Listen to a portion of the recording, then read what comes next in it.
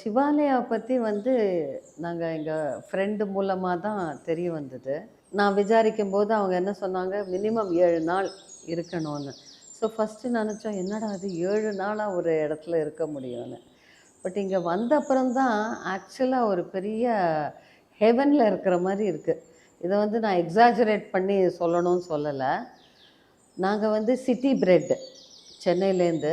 So அதனால இங்கே வரும்போது அவ்வளோ ஒரு ஃபஸ்ட்டு ஒரு காம்னஸ், ஒரு ஆக்சுவலாக ஒரு நேச்சுரல் சரௌண்டிங்கில், ஒரு ஃபாரஸ்ட்டுக்குள்ளே ஒரு ரொம்ப ஒரு ரசித்து நாங்கள் ஒரு லைஃப்பை லீட் பண்ணுற எக்ஸ்பீரியன்ஸ் இது ஆல்மோஸ்ட் எனக்கு ஃபஸ்ட் டைம்.